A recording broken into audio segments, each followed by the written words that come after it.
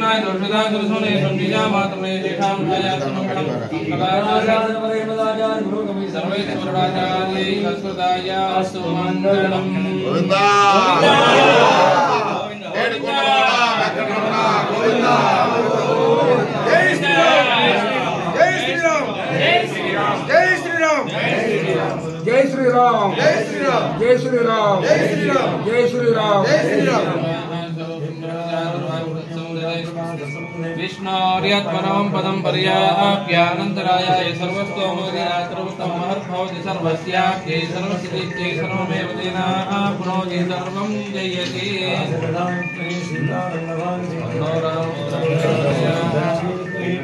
सर्वसिद्धे तन्नो धरा प्रचोदयात् तन्नो शेष प्रचोदयात् तन्नो हनुमान् प्रचोदयात् देव्याः भोगोऽस्तु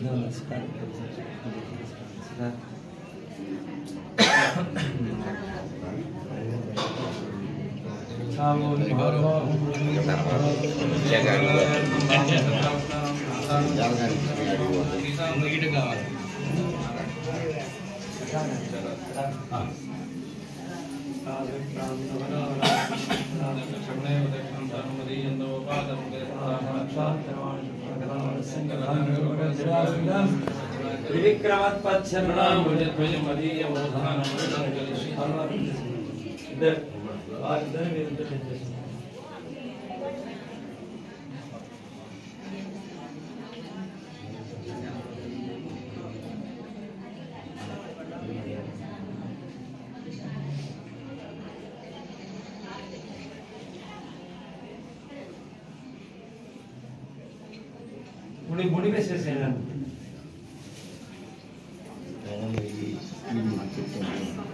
అందుకు తీసుకురా మామూలు తీసుకురా సదావాడు తీసుకురా మీరే రండి यद्वेदादो स्वप्नोक्तो वेदान्ते च प्रतिष्ठितः तस्य प्रकृतिरस्य परस्य महेश्वरः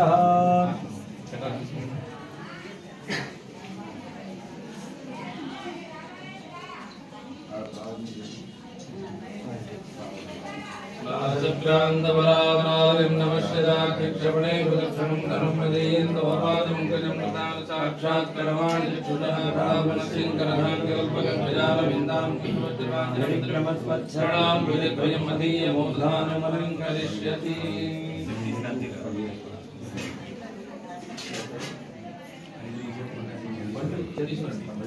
పళ్ళెలో పెట్టుకుని తాగుతారు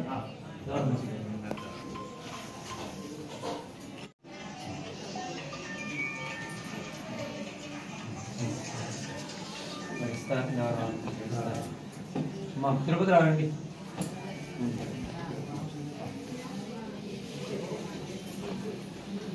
ఆచార్య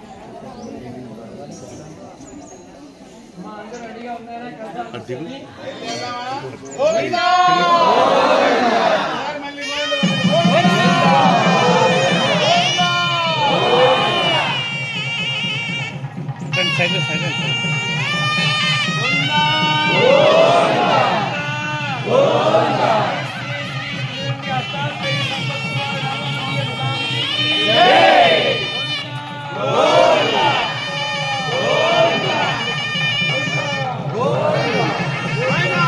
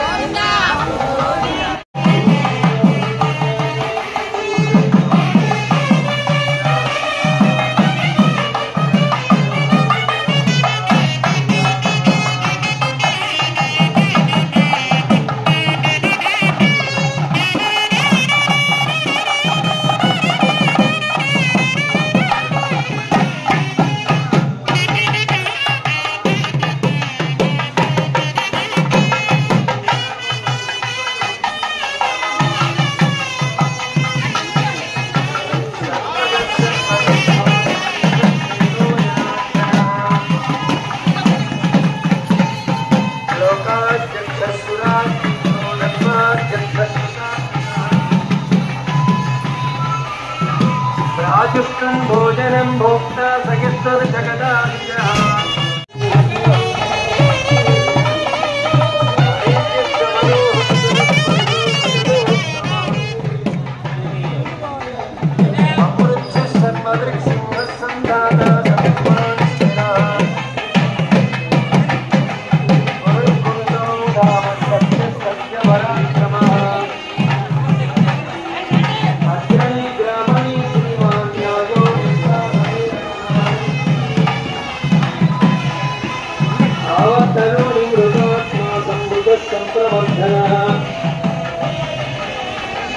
सुप्रसादं प्रसन्नात्मा विश्वसुख विश्वभुक्तुः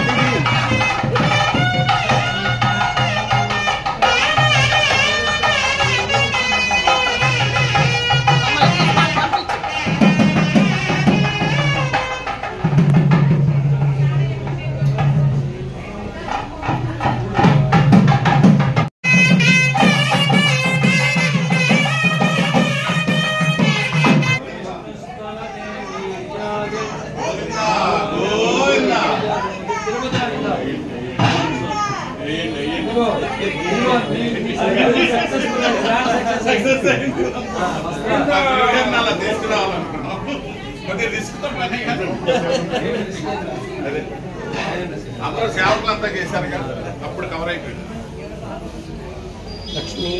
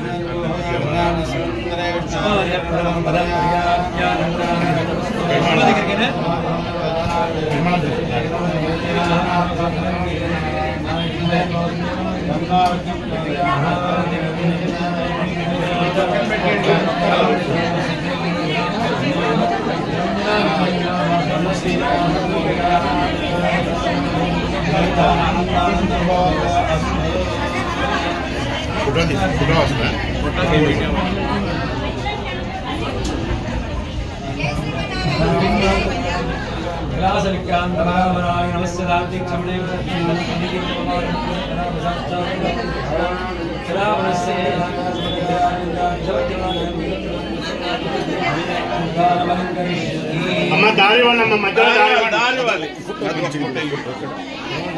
రండి.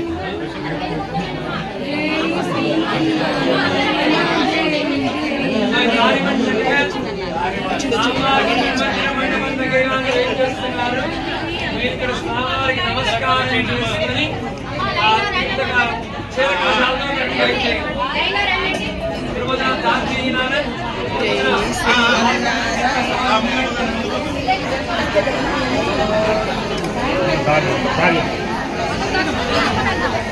పక్కన అట్టగా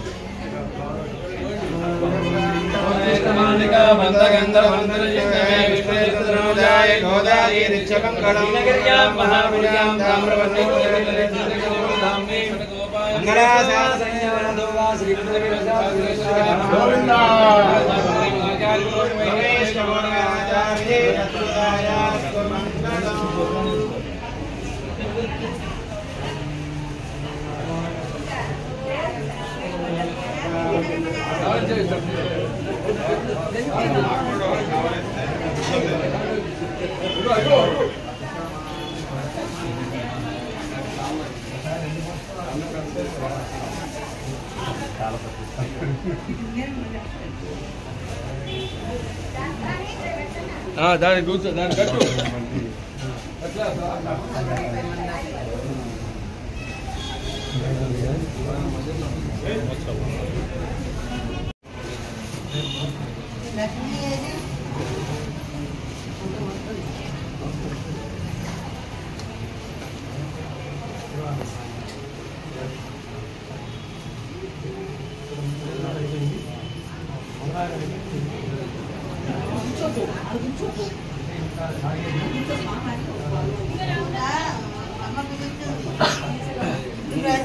కూర్చున్నాం.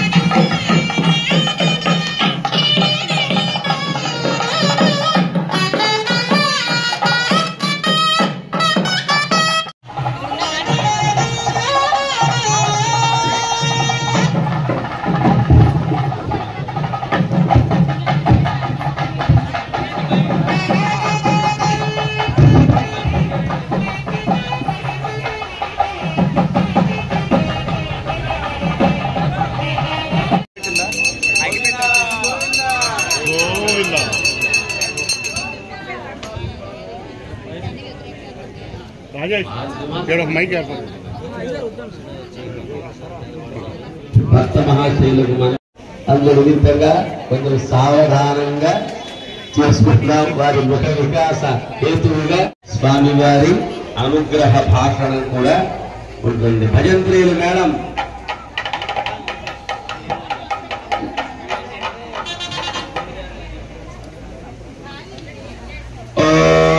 భద్రం కర్ణే శృణుయామ దేవాః భద్రం పశ్యేమాద్యయత్నాః స్థిరైరంగైః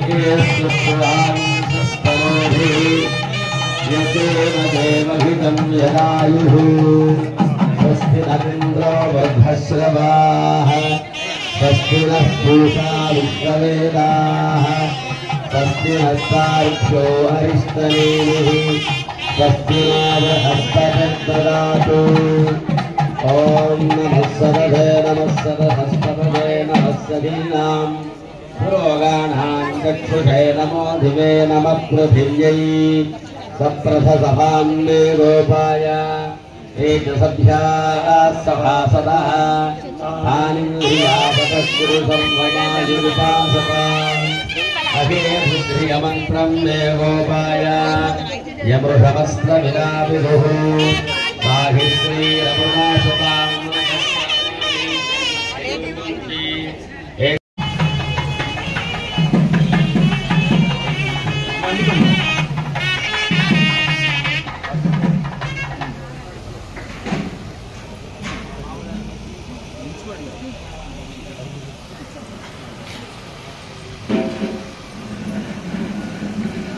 మీ అందరికీ కైంకర్య పరుల యొక్క తిరునామాలు గోత్రాలు మాత్రం నిత్యము సుప్రభాత సేవ దగ్గర నుంచి శయనోత్సవం వరకు కూడా ప్రతిదానికి అవి ఉంటాయి.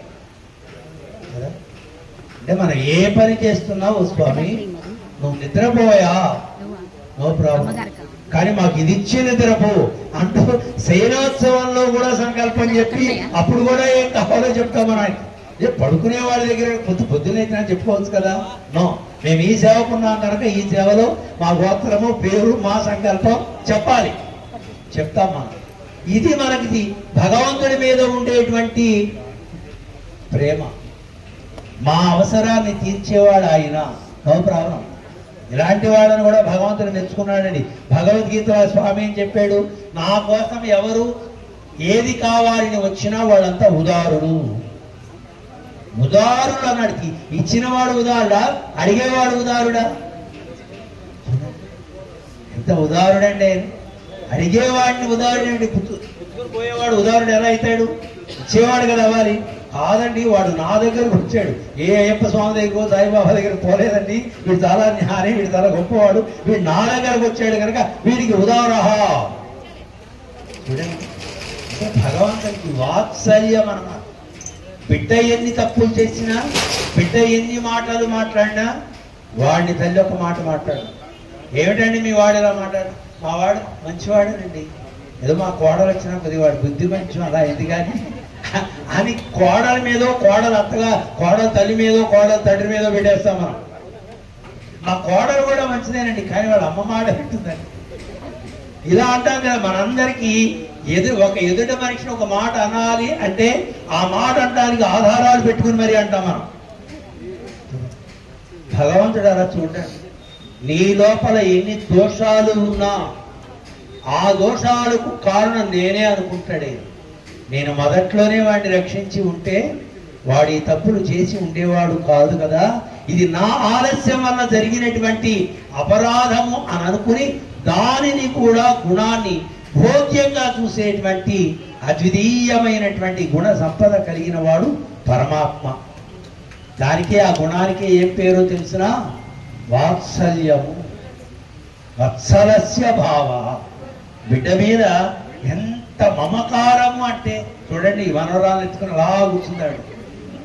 అది బ్రహ్మానందం అన్నమాట. అది ఈ మా ఉపన్యాసంలో ఆనందం కంటే, తిరుమల కైంకర్యంలో ఆనందం కంటే ఆ బిడ్డని ఎత్తుకోవడంలో సహజంగా లోపల నుంచి వచ్చేటువంటి దాని మమకారము అని పెట్టారు కదా. ఈ మమకారం మన బిడ్డ మీద మనకు ఉండటం సహజం కదా. మనందరికీ ఉంటుంది, మీకే కాదండి, మాకు కూడా ఉంటుందండి. మాకు కూడా ఉంటుంది మమకారమే. మమకారాలు అహంకారాలు అన్నీ పోయి మేమేం కాషాయం కట్టలేదు. ఎందుకు కట్టామో మాకే తెలియదు, వాడు ఇచ్చాడు, మేము కట్టాం అంతే. కనుక ఇది కట్టేసినంత మాత్రాన, ఏదో దండం పట్టేసినంత మాత్రాన లోకంలో ఉండేటువంటి గుణాలకు అతీతమైన ప్రవృత్తిలో ఉన్నాము అని చెప్పుకుంటే అది పచ్చి అబద్ధం. అలాంటి అబద్ధాలు చెప్పడం మాకు ఇష్టం ఉండదు. మేము ఉన్నవి డైరెక్ట్గా మాట్లాడడం మాకు ఇష్టం. సత్యాన్ని కదా మాట్లాడాలి. లోకంలో ఎప్పుడు నిలబడేది సత్యమే, ధర్మమే. మిగతా న్యాయం కూడా నిలబడదండి. ఈవేళ న్యాయం అనుకున్నది రేపు అదే అన్యాయం అవుతుంది. లోకంలో అందరినీ చూస్తున్నాం, పంచుకుంటారు అన్నదమ్ములంతా, న్యాయంగానే పంచుకుంటారు. పెద్ద పెద్ద మనుషుల సమక్షంలోనే పంచుకుంటారు. మళ్ళీ 4 సంవత్సరాల అయిన తర్వాత మా అన్నయ్య ఎండి కొట్టేశాడండి నా ఆస్తి. మేము ఎక్కడో తాడిపత్రి వెళ్ళాం, అందరూ 100 మంది జనం వచ్చేది. అంతా అయిపోయిన ఒక ఆయన మాత్రం స్వామీజీ 2 నిమిషాలు మాట్లాడాలి. మేము లోపలికి వెళ్ళాము విశ్రాంతికి. లోపలికి వచ్చి, స్వామీజీ మా అన్నయ్య నన్ను చాలా అన్యాయం చేశాడు, నా ఆస్తి కొట్టేశాడే, నేనేం చేయాలి ఇప్పుడు? దిగింది వాడి అన్న ఇంటో నేను దిగాను, వాడి అన్న ఇంటో నేను దిగితే వాడు వచ్చి పైకి వచ్చి మా బెడ్రూమ్లోకి వచ్చి మా అన్నయ్య నన్ను అన్యాయం చేశాడు. ఇప్పుడు నేనేది ఏమో మీ తమ్ముడిని అన్యాయం చేసావా అడగాలి. నేనేమో సుప్రీంకోర్టు జడ్జినా? సరేనైనా రేపు మాట్లాడదాం, నీకు భగవంతుడి దయ నీకు ఉంటుంది, అంతకంటే ఏం చెప్తాము? పంచుకున్న నాడు న్యాయమే అయ్యింది, పెద్దల సమక్షంలోనే పంచుకున్నారు. ఈవేళ ఎందుకు తేడా వచ్చిందంటే వీడి బుద్ధిలో తేడా వచ్చింది కదా. ఆ అన్యాయం తాను అనిపించినప్పుడు ఆ పెద్ద మనుషుల్లోనే ఇదేదో కరెక్ట్ గా తేలాలి అని అనుకుంటే ఇంకో 2 ఏళ్ళు పట్టేది, ఏమవుతుంది కదా. కనుక ఒక సమయంలో న్యాయం అనిపించింది, ఇంకొక సమయంలో అన్యాయం అనిపిస్తుంది. అది ఏ విషయంలో అయినా సరే సాధారణం. అది న్యాయం మారుతూ ఒక కోర్టులో తీర్పు ఇంకొక కోర్టులో ఉండని కారణం అది కదా. కానీ ధర్మం విషయంలో అలా ఉండదు, సత్యం విషయంలో అలా ఉండదు. అవి స్టాండర్డ్గా ఉంటాయి. ఆ సత్య స్వరూపుడే పరమాత్మ. ఆయన మీరంతా నా వాళ్ళు అని మన కోసం వచ్చినప్పుడు మనని జ్ఞానమైన మార్గంలో నడిపించటానికి ఇందాక స్వామి చెప్పారు. ఈ గోవింద పట్టాభిషేకానికి సంబంధించినటువంటి ప్రాథమికమైనటువంటి విషయాల్ని స్వామి అనుగ్రహించేశారు. అదే బేస్. నేను ఇక్కడ ఉండగా మన వాళ్ళు అజ్ఞానంగా ప్రవర్తిస్తున్నారు, నేను దేవతనై ఉండగా, దేవాది దేవుడనై ఉండగా ఎవడనో కొండకి మొక్కుట, గుట్టకు మొక్కుట, పుట్టకు మొక్కుట, ఇదే డైరెక్ట్ నేనే ఉన్నా కదా అంటూ, ఇది కాదయా జ్ఞానం అంటే తామరయాళ్ కేళ్వన్ ఒరువరయ్యే లోకం ఉడరు అంటారు ఆడవారు. భగవంతుణ్ణి ఆశ్రయించడమే జ్ఞానం. ఇక మిగతావేవి జ్ఞానాలు కావు. మనందరికీ జ్ఞానం ఉంది. ఎలా వండుకోవాలో తెలుసు, ఎలా రుచులుగా తినాలో తెలుసు, ఎలా ఆర్జించాలో తెలుసు, దాన్ని ఎలా భద్రం చేయాలో తెలుసు. ఇది కూడా జ్ఞానమే. కానీ ఈ జ్ఞానం నీ ఆత్మకు ఆనందాన్ని కలిగించే జ్ఞానం కాదు. ఈ జ్ఞానం నీకు శాశ్వతమైనటువంటి స్థిరమైనటువంటి ఆనంద భూమినిచ్చేటువంటిది కాదు. ఈ లోకంలో ప్రవర్తించడానికి మనకి ఒకరికి మించినటువంటి నాలెడ్జ్ ఒకరికి ఉంది. ఈ నాలెడ్జ్ ఇక్కడికే ఉపయోగపడు. ఈ నాలెడ్జ్ కూడా స్థిరమైంది అనుకోకండి. ఈవేళ మనం తెలివిగా చేసిన పని ఒకనాడు తెలివి తక్కువ కావచ్చు. అయ్యో నేను ఆ రోజు ఆ స్థలం అనకుండా ఇది కొని ఉంటే ఎంత బాగుండేది, అది కొని ఉంటేనండి అది ఇప్పుడు 10 లక్షలు అయిందండి, 3 లక్షలు పెట్టుకుంటే ఈ బిల్డింగ్ ఆనాడు 1 కోటి కొడితే ఇవాళ 5 కోట్లు అయ్యేది అంటే తప్పైంది కదా. ఆ డబ్బులు పెట్టి ఇది వల్ల అయిపోయారు కదా, నేను ఆనాడు చేసిన తప్పే కదా. ఇలా మీరు అనుకోవటం లేదా? అందరూ అనుకుంటున్నారు. అందరు తెల్లవారు లేస్తే ఎంతసేపు బిజినెస్ విషయాలే మాట్లాడి మీరే కదా, మేము కూడా అదే అనుకుంటాం. మేము కూడా బిజినెస్సే. ఈ షావుకాన్ని పట్టుకుంటే ఆ షావుకాన్ని పట్టుకుంటే ఎక్కువ సంభావన వచ్చేది కదా. ఇవన్నీ లౌకికమైనటువంటి ఆలోచనలు, పనులు ఉండవచ్చు, తప్పు కాదు. కానీ మనం ఇక్కడికి వచ్చింది లౌకికమైనటువంటి జీవనం చేస్తూ శాశ్వతంగా ఇక్కడే మారి మారి పిరందు అని ఇలా పుట్టుట చచ్చుట అనేటువంటి జీవన చక్రంలో వచ్చిన వాళ్ళం కాదు. ఈ జీవన చక్రంలో ఉన్నటువంటి మనం భగవంతుని ఆశ్రయించడం ద్వారా శాశ్వతమైనటువంటి ఆనంద లోకానికి వెళ్ళడం లక్ష్యంగా వచ్చాం. దానికి మనని నడిపించడానికి వచ్చినటువంటి వాడు భగవానుడి స్వయంగా వచ్చి, నాయనా ఎవరినో ఆశ్రయించకు, ఆశ్రయించింది నన్ను ఆశ్రయించు. నన్ను ఆశ్రయిస్తే అది నిజమైన ఆశ్రయణ అవుతుంది. నీవు ఎవరిని ఆశ్రయించినా యజంతి అవిధిపూర్వకం. భగవద్గీత ఏం చెప్తోంది? అది అవిధిపూర్వకం. నేనుండగా నాకు దండం పెట్టకుండా నా ఫోటోకు దండం పెడతాడు ఆయన. ఒక వ్యక్తి ఉన్నప్పుడు స్వామివారం ఆయన దండం పెట్టండి, ఆయన జనాల్లో ఉన్నప్పుడు ఫోటోకు దండం పెట్టండి. ఇది కదా పద్ధతి. కానీ ఆయన ఎక్కడున్న స్వామి మేము రోజు ఫోటోకే పెడుతున్నాం కనుక మీకు పెట్టవండి, ఫోటోకే పెడతాము అంటే అది అవిధేయత, విధేయత కాదు కదండి. కనుక ఆ విధేయతను కలిగించడానికి, అవిధేయతను తొలగించడానికి పరమాత్మ ఇంద్రునికి స్వతహానే గర్వి ఆయన. లోకంలో ఎవరైనా బాగా ఏదైనా ఉంది అంటే ఆ ఉన్నది ఏమిటి అంటే గర్వమే.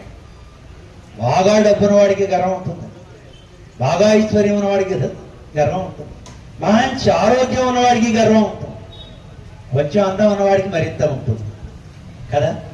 ఏదో ఒక కారణం చేత వస్తూ ఉంటాయి గర్వాలు. అలాగే ఈ ప్రకృతికి సంబంధించిన వాడే కనుక ఇంద్రుడు, ఆయనకి కూడా నేను దేవతలందరికీ 33 కోట్ల దేవతలకు అధినాయకుడిని అనే గర్వం లేకుండా ఉంటుంది అండి, ఖచ్చితంగా ఉంటుంది. కనుక ఎక్కడైనా ఏదైనా దోషం జరుగుతోంది అంటే దాన్ని శాంతంగా ఆలోచించేటువంటి అవకాశం ఉండదు. ఉంటుందా? ఉండనే ఉండదు. ఎలా అంటే ఆ స్థానానికి ఉండే గర్వం అలాంటి. ఉదాహరణకి మనకి ఇక్కడ ఈ నియోజకవర్గంలో ఏదో చిన్న విషయం జరిగింది అనుకోండి. ఆ జరిగిన విషయాన్ని ఎమ్మెల్యే గారి దగ్గర చెప్పంగానే ఓ అలాగా దాన్ని విచారణ చేస్తాం చూద్దాం అని స్పాట్లో బయలుదేరి రాడాయన. ఎవడరా మన కాదని చేసింది, వాడిని లేపేయి, వాడిని నచ్చేసి పిండించి. అప్పుడు ఒక ఎమ్మెల్యే ఒక 5 ఏళ్ళు ఉండకపోతాం, దానికే వేసేయడం, కొట్టేయడం, నరికేయడం ఇవేనా? అసలు తాను ప్రజాప్రతినిధిగా ఉన్నప్పుడు ఏం జరుగుతుందో స్వయంగా వచ్చి తెలుసుకుంటే, నీకు చెప్పిన వాడు ఏం చెప్పాడో, ఎన్ని కల్పించి చెప్పాడో, అక్కడ ఏం జరిగిందో తెలుస్తుంది కదా. అలానే ఇంద్రుడికి కూడా ఇలాగే మోసేవాళ్ళు ఉంటారండి. ఓ మహారాజా, నీకు రావలసినటువంటి హవిస్సుని అక్కడ ఒక గొల్ల పెద్ద కృష్ణుడు నీకు రాకుండా చేసేడు అని 1కి 4 సాడీలు వేసి ఇంద్రుడికి చెప్పారు. అందులో ఆయనేమో పాపం బాగా మదించినటువంటి అహంకారంలో ఉన్నటువంటి వాడు కావడం చేత ఎవడరా కృష్ణుడు, వాడి సంగతి నేను చూసుకుంటా, ముందు మీరు ఎలా ప్రొసీడ్ అవ్వండి. గాలి ఉండాలి, రాళ్ళు పడాలి, మన దెబ్బ అంటే ఎవడో తెలియాలి. ఇది అహంకారం అంటే వాళ్ళ మాటలు ఎలా ఉంటాయి? ఎక్కడ సాత్వికమైనటువంటి మాటే ఉండదు. చెప్పేవాడు ఎలా చెప్పినా వినేవాళ్ళు సాత్వికత ఉంటే ఏమి ఎఫెక్ట్ రాదు కదండి. అంటే వేసేయండి, కొట్టేయండి అన్నాడంతే, వాడు ఇంటి రప్పించేశాడు. మనవాడికి తెలుసు కదా, గోవిందుడే ఆయన, అన్నీ తెలిసినవాడు కనుక ఏం పర్వాలేదు. ఎంత శాంతంగా ఉన్నాడు చూడండి. ఈయన కూడా కోపం వచ్చి ఎదురు వేయడం ప్రారంభం చేస్తే ఇంద్రుడేం కావాలి? తెలుసుని ఒకనాడు మనం చూసాం, చిన్న గడ్డి పరక తీసుకుని బ్రహ్మాస్త్రాన్ని సంధించి వేసాడు రామచంద్రుడు. 3 లోకాన్ సంపరిక్రమ్య. ఆ బ్రహ్మాస్త్రం ఏం చేసింది? కాకాసురుని 3 లోకాలు రౌండ్స్ తిప్పింది. తిరుగుతున్నాడు దిక్కుతోచక, ఎవడు రక్షించేవాడు లేడు. నారదుల వారు చెప్పాడు, పిచ్చివాడు నువ్వు ఎన్ని రౌండ్లు వేసినా నీవు అలిసి పడిపోవాల్సిందే కానీ నీకు రక్షణ దొరకదయా. నువ్వు వెళ్ళి మళ్ళీ నేరుగా రామచంద్రుడి కాళ్ళ దగ్గర పడు. అమ్మో అసలు వాడేనండి వేసింది, నా తలకాయ తీయడానికి వేసింది ఆయనేనండి, ఆయనే రక్షిస్తాడయా. ఎవడి దగ్గర కోపం ఉందో వాడి దగ్గరికి డైరెక్ట్ అయితే 2 మాటలు ఎక్కువ మాట్లాడతాడు, అంతకంటే వాడేం చేయడు. ఆ మాటలు ఓర్చుకో. ఆయన కోపం తగ్గిన తర్వాత నువ్వు మాట్లాడితే సత్యం అంటే ఎవడో అప్పుడు తెలుస్తుంది. నారదుల వారి మాట విని వచ్చి మళ్ళీ పడ్డాడు రాముడు సన్నిధానంలో. కాకాసుడు రాముడు రక్షించాడు, ప్రాణం తీయలేదు. వాస్తవానికి చాలా దోషం చేశాడు కాకాసురుడు. తన ఎదురుగుండానే, రామచంద్రుడు ఎదురుగుండానే సీతమ్మ వక్షస్థలాన్ని అంటాడు, మహాపాపి. అయినా శరణాగతి చేసిన వాడిని రక్షించాడు కదా. రావణాసుడిని వాస్తవానికి అంత పాపం చేయలే. సీతమ్మని తీసుకెళ్ళి అక్కడ పెట్టాడు కానీ ఆయన ఎప్పుడు అంటుకోలేదు, ఏం చేయలేదు. కానీ దూరం చేసి ఇంకా నన్ను ఎవడట్టుకుంటాడు అని అహంకరించాడు కనుక ఆ అహంకారం వల్ల రావణుడు హతుడయ్యాడు. భగవంతుడు అందరినీ చంపడాడు. గర్వంతో చేసిన పనో, అజ్ఞానంతో చేసిన పనో, విర్రవీగి చేసిన పనో ఏదో చేసేవయా, చేసిన దానికి నీ లోపల పశ్చాత్తాపం ఏర్పడితే రక్షించబడతావు. అలాంటి స్వభావం కలిగిన వాడే ఇంద్రుడు. తాత్కాలికంగా వచ్చి ఆకలికి ఉన్నప్పుడు పిల్లవాడు తల్లి పొట్ట మీద కొడతాడు, అన్నం పెట్టు, వదిపెట్టు, ఇది పెట్టు ఇలా కొడుతూ ఉంటాడు. తల్లికి కోపం రాదు. పిల్లవాడు ఆకలితోటి తాను గుద్దాడనో, చెగ్గు లాగాడనో, లేదంటే కంచాలు పడేసాడనో ఏదో చేసినా తాను ఆగునా, పెడుతున్నా కదా, నీకోసమే కదా అని తాను శాంతంగా ఉండి వాడిని శాంతపరిచి వాడికి కావలసిన పదార్థాన్ని పెడుతుంది. భగవంతుడు కూడా శాంత స్వరూపుడై ఇంద్రునికి తానెవరో చెప్పి తాను ఎందుకు ఈ అవిర్భాగాన్ని తనకివ్వలేదో తేనెందుకు తీసుకున్నాను అనేటువంటి జ్ఞానం కలిగించడానికి 7 రోజుల పాటు తాను నారాయణత్వాన్ని వహించి గోవులను, గోపబాలికలను అందరినీ కూడా గోవర్ధన పర్వతం దగ్గర తాను ఉంచి ఆయా రూపాల్లో వారి ఇళ్ళకి వెళ్ళిపోయాడు. తాను నా పిల్లగాడు రాలేదని ఏ తల్లి ఏడవలేదు, మా ఆవులు రాలేదని ఏ తల్లి, ఏ యజమానులు బాధపడలేదు. ఆయా రూపాల్లో, అంటే అదే నారాయణత్వం, అన్ని రూపాలు ధరించి ఉండేవాడు కనుక సులభడై ఉన్నటువంటి గోవిందుడు నారాయణత్వాన్ని, సౌలభ్యాన్ని, పరత్వాన్ని 2 ఒకే చోట్ల చూపించినటువంటి స్థితి కృష్ణావతారం. అలా 7 రోజుల పాటు వాళ్ళందరినీ కాపాడి ఇంద్రుని గర్వాన్ని అణిచి ఇంద్రుని ద్వారా అభిషేకాన్ని పొందినటువంటి మహానుభావుడు. ఆనాడు ఇంద్రుడు కూడా చాలా ఆనందమైంది. రామచంద్రుని పట్టాభిషేకాన్ని సేవించలేకపోయాను. స్వయంగా నేనే పురోహితుడనై అక్కడికి ఈయన వెళ్ళినా ఈయన ఏదో ప్రోటోకాల్లో కుర్చీ, మహారాజా కుర్చీ వేసి అలా కూర్చోబెట్టేవారు తప్ప వేదికను ఎక్కడానికి అవకాశం ఉండేది కాదండి ఇంద్రుడికి. కారణం వేదిక అంతా కూడా 7 ఋషులందరూ అక్కడే ఉన్నారు, బ్రాహ్మణోత్తములందరూ అక్కడే ఉన్నారు, మన మురళీ స్వామి వారు కూడా అక్కడే ఉన్నారు. ఆ కార్యక్రమాన్ని అక్కడ చేయించారు కనుక స్టేజ్ మీద ఖాళీ లేదు. ఇంద్రుడు వెళ్ళిన ప్రోటోకాల్ ప్రకారం ఆయన సీట్ ఎక్కడ ఉంటే అక్కడ కూర్చోవలసింది.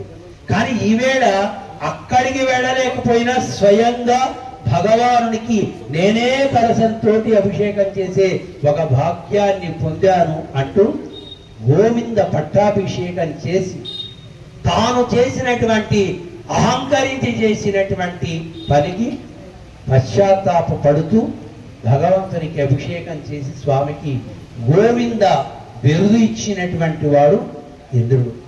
అలాంటి గోవింద పట్టాభిషేకాన్ని మనం ప్రతి సంవత్సరం ఇక్కడ నిర్వహించుకుంటున్నాం. ఈ సంవత్సరం కొంచెం ఏదో చిన్న చిన్న కలశాలు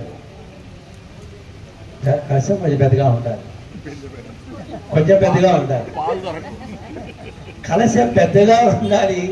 కలశం కూడా స్టీల్ ఇది కాకూడదు, అది వెండిది కావాలి. అంటే తక్కువే లేదు. మన శోకాలంతా గట్టిగా ఉన్నవాళ్ళే. భగవంతుని మనం ఏది సమర్పిస్తూ ఉంటే అవన్నీ మనకు వస్తూ ఉంటాయి. వచ్చే సంవత్సరానికి రజిత కలశాలతో మనం చేద్దాం. నేనేం బంగారం చెప్పలేదండి.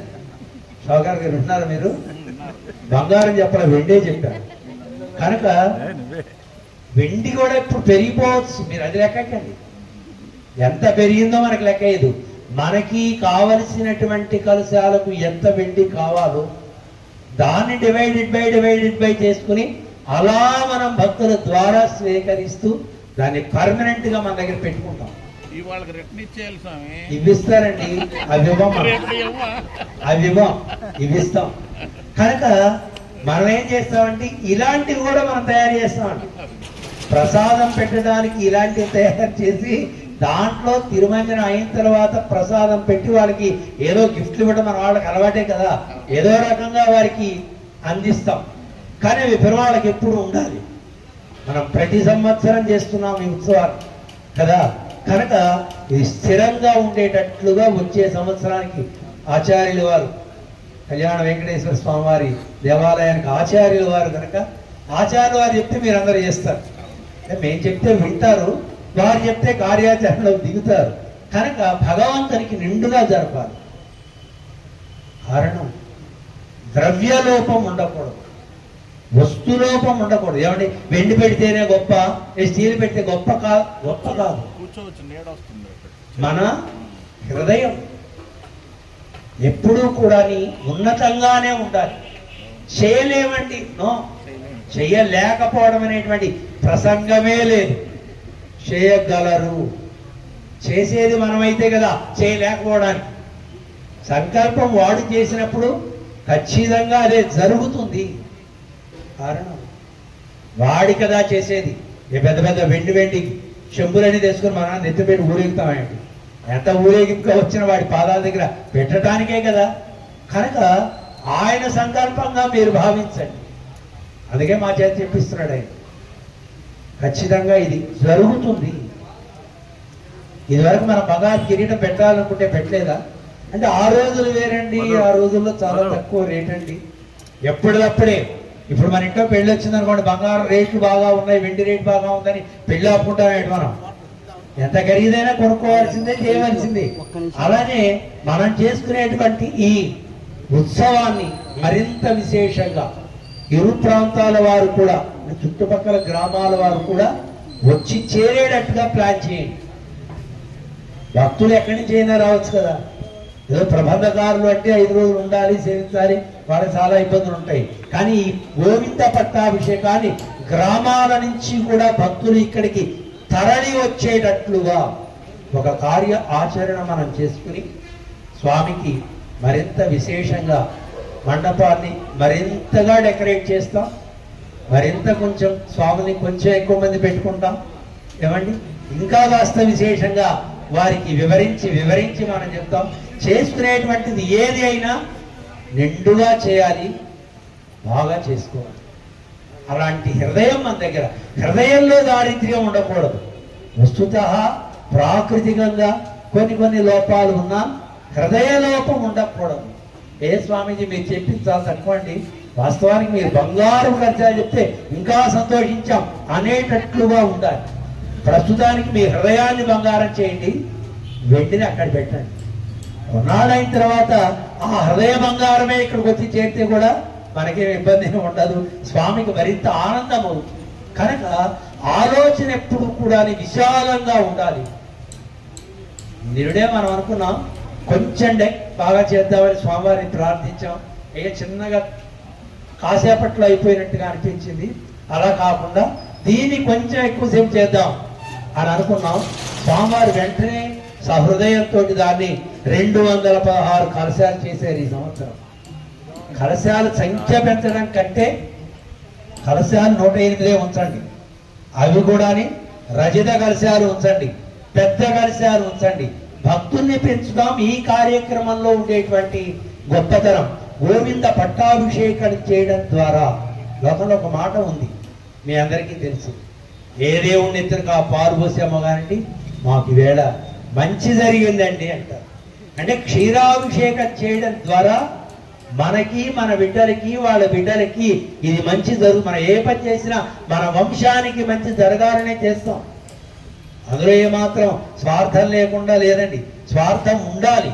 ఎందుకు ఉండాలంటే నేను బ్రతికుండాలి 100 ఏళ్ళు, నా బిడ్డ బతికుండాలి, నా మనవడు బతికుండాలి. అందరం 100 ఏళ్ళ తక్కువ ఉండకూడదండి. 100 ఏళ్ళు ఉండవలసిందే, 100 ఏళ్ళు నీ సేవ చేయవలసిందే.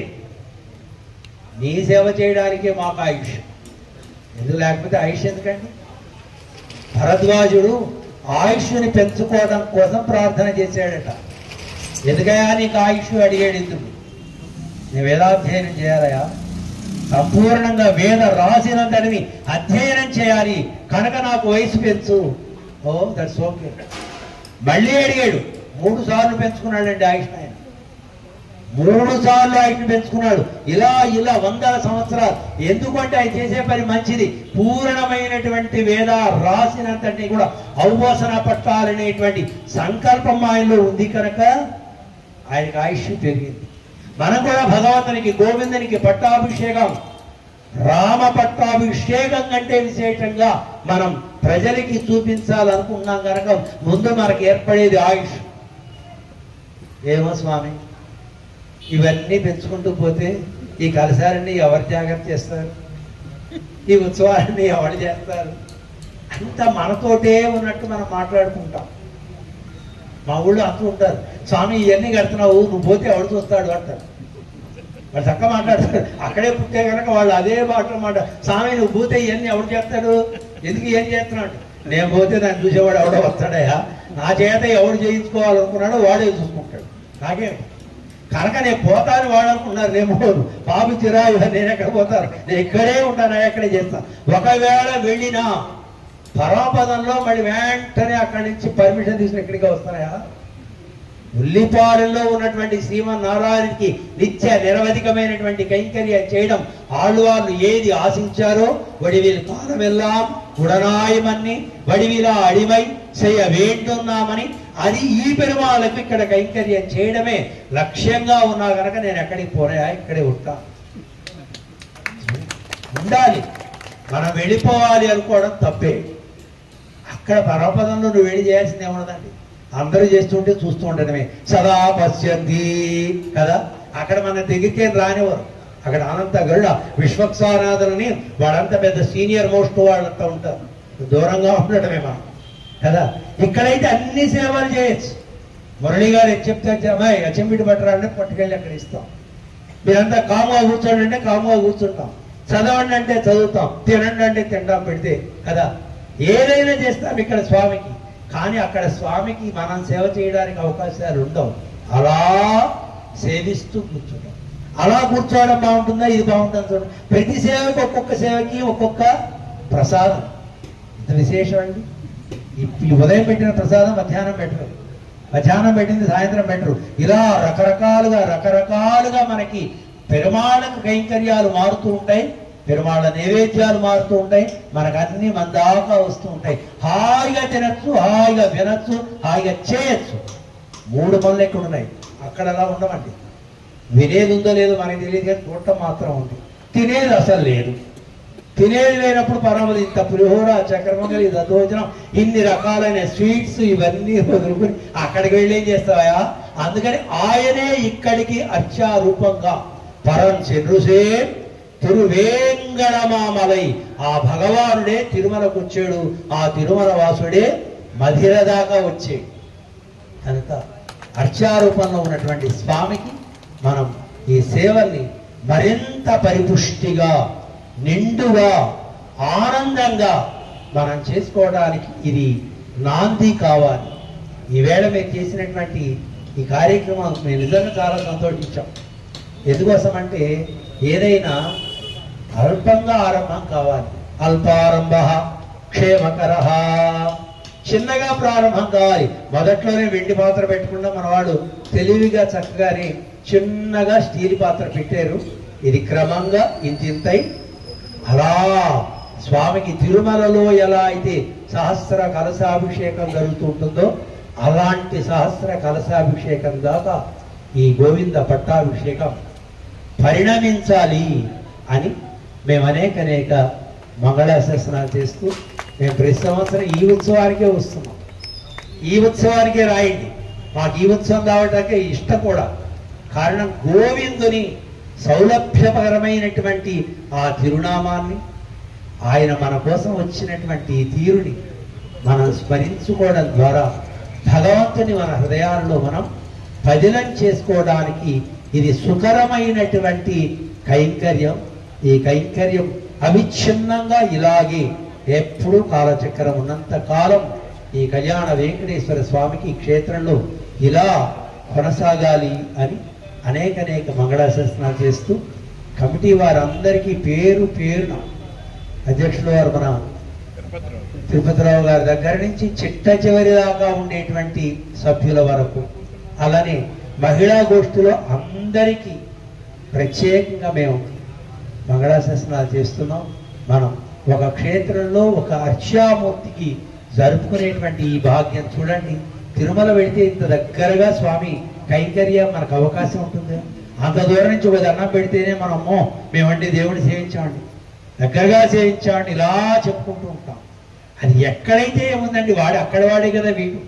కనుక ఇక్కడ ఇంత సన్నిధానంలో కూర్చుని మనం స్వహస్తాలతో నిర్వహించుకునేటువంటి ఈ కార్యక్రమం మీ అందరికీ బిడ్డ తరాన చక్కటి ప్రయోజనాన్ని అనుగ్రహించుగాక అని పునః మంగళాశాసనం చేస్తూ జై శ్రీమన్నారాయణ. ఏడుకొండలవాడ వెంకటరమణ, ఏడుకొండలవాడ వెంకటరమణ, జై శ్రీమన్నారాయణ. స్వామి గారి అనుగ్రహ భాషణం పరిపూర్ణమైంది. ఇక్కడ కలశారాధన కూడా అయింది. స్వామివారి స్టేజీ మీద అధిష్ఠించి స్వామివారికి గోవింద పట్టాభిషేకాన్ని తమ శ్రీహస్తాలతో జరుపుతారు. అలాగే మీరు తెచ్చిన పాల చెంబులు కూడా వరుసగా ఇక్కడికి అందిస్తూ ఉంటే రామానుజ స్వామి ద్వారా వారికి అందింపజేసి ఆ స్వామికి పోసిన తర్వాత స్వర్ణ కలశాన్ని, స్వర్ణ కిరీటాన్ని అలంకరింపజేస్తారు.